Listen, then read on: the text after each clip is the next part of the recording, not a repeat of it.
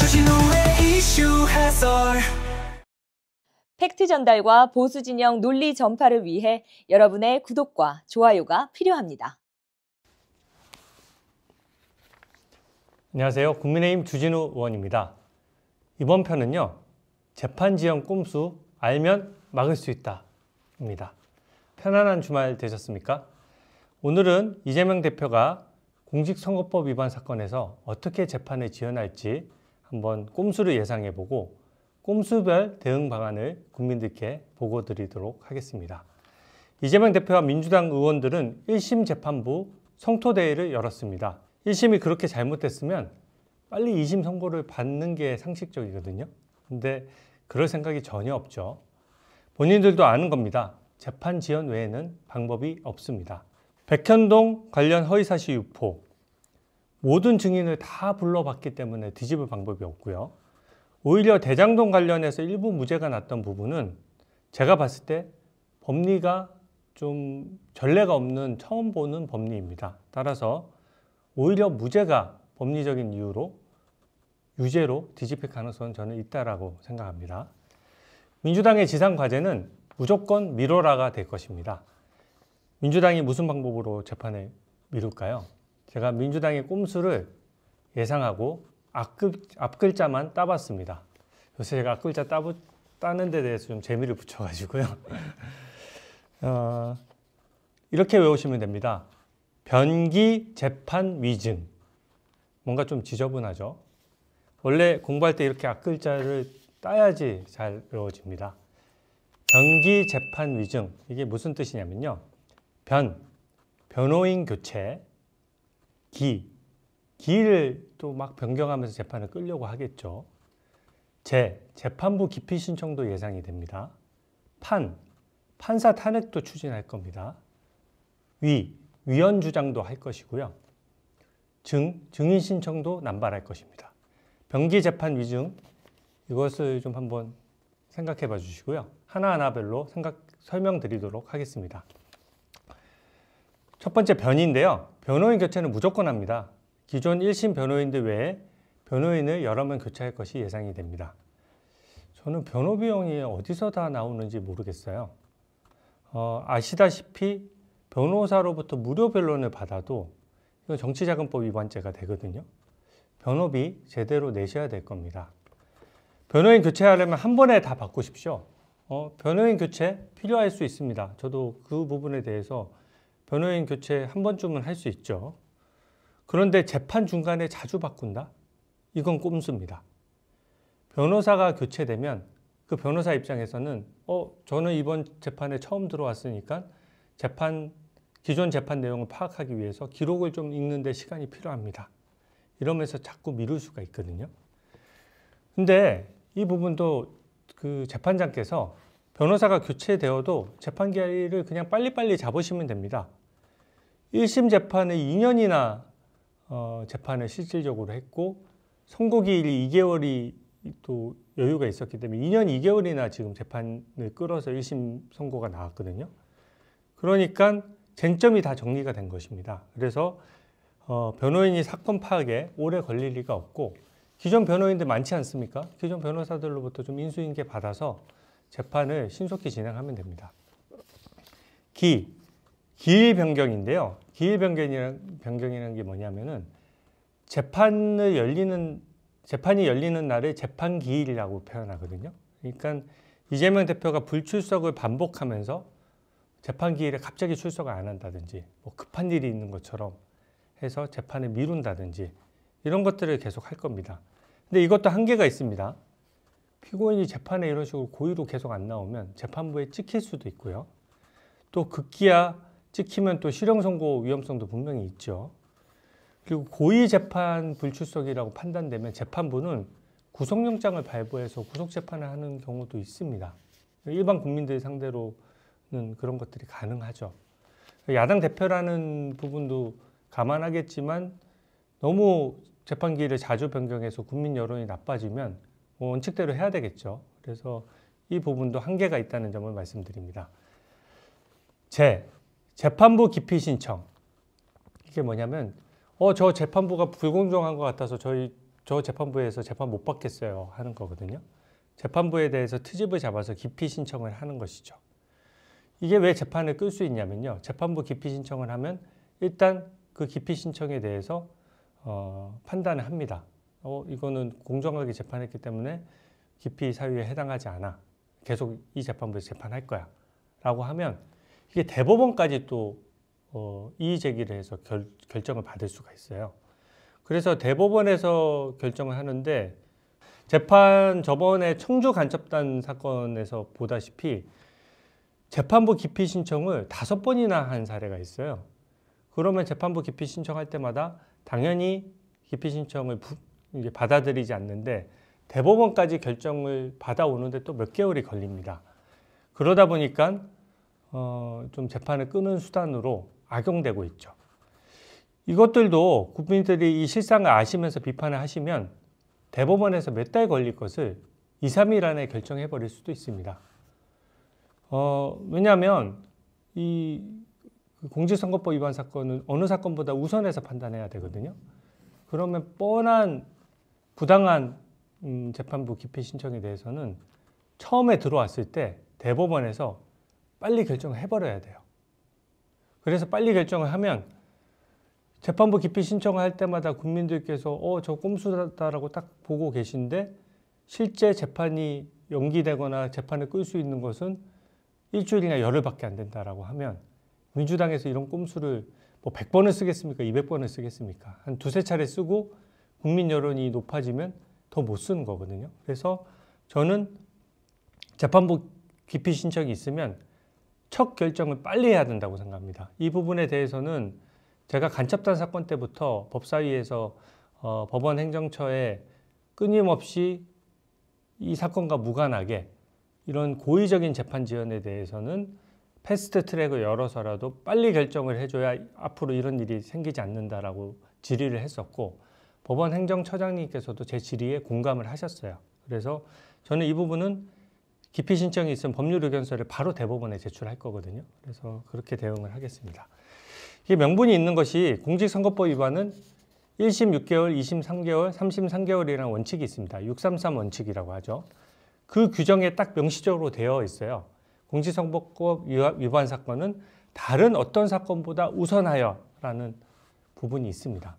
그래서 재판 기피 신청을 정광석화처럼 딱 결정을 해버리더라도 그게 법에 맞는 결정이 됩니다.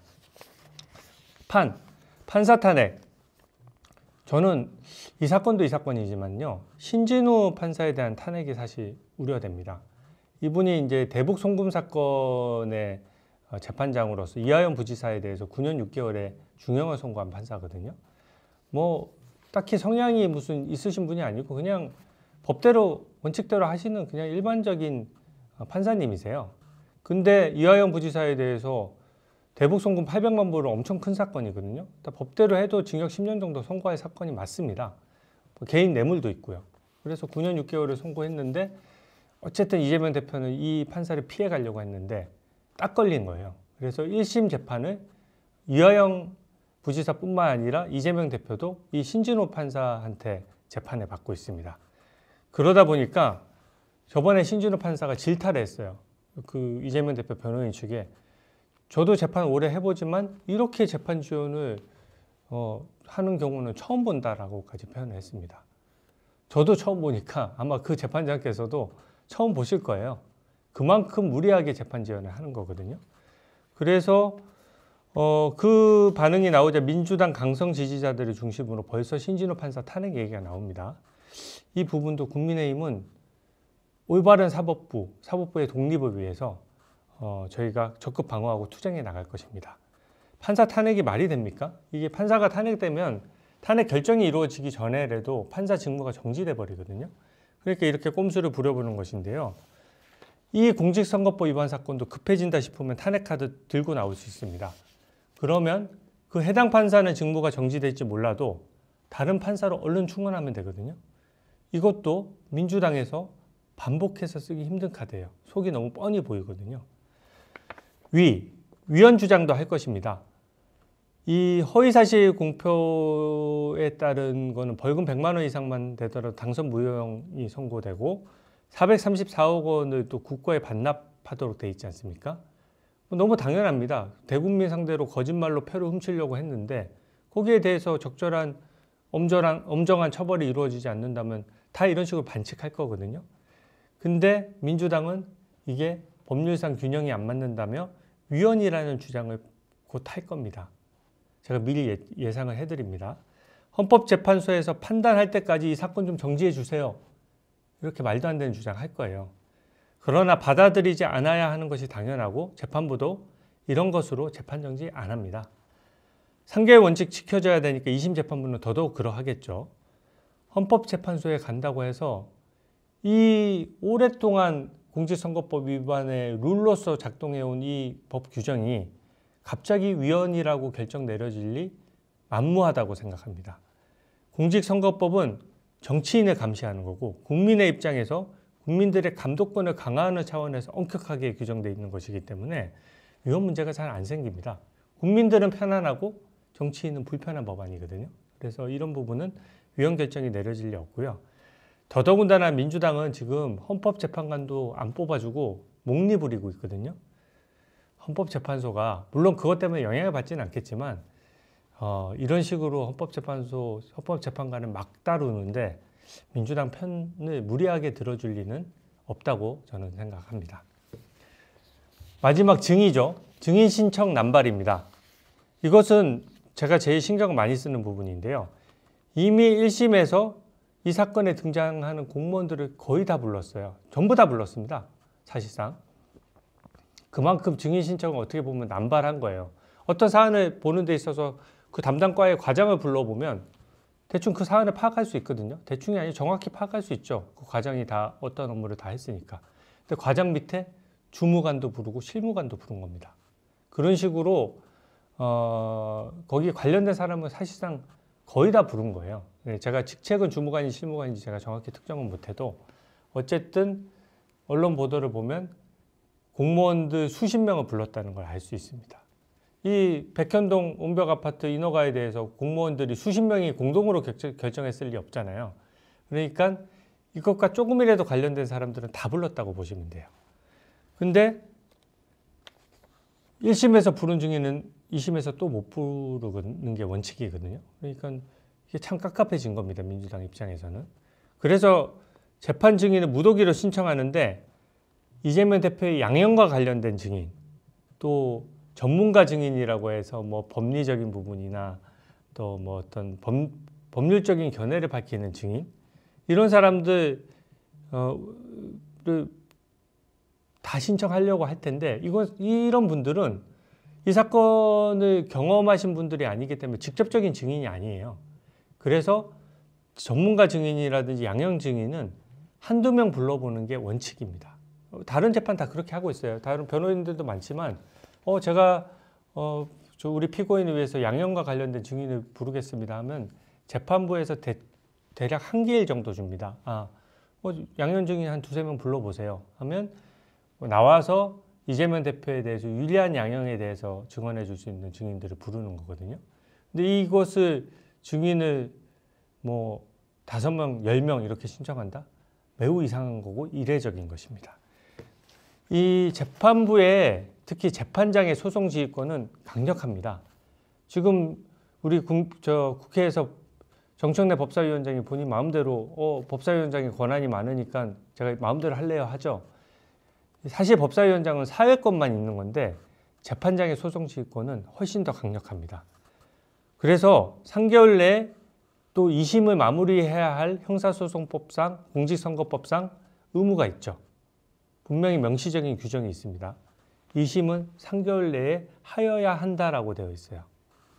그렇기 때문에 저는 재판장님께 어느 분이 되실지 몰라도 사법부를 존중하는 마음을 가지고 또 한편으로는 재판장으로서 정당한 또 모든 국민과 평등한 그런 소송 지휘권을 적극 행사해 주실 것을 요청드리겠습니다.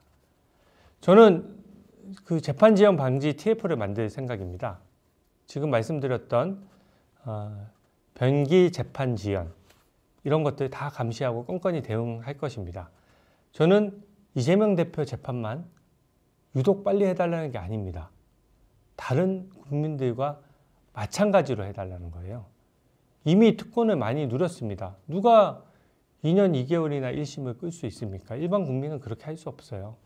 이제부터라도 재판과 사법 정의가 제대로 실현될 수 있도록 또 이 재판이 부당하게 지연되지 않도록 수시로 대국민 보고를 드리겠습니다. 오늘 해설 이것으로 마치겠습니다. 감사합니다. 주진우의 이슈 해설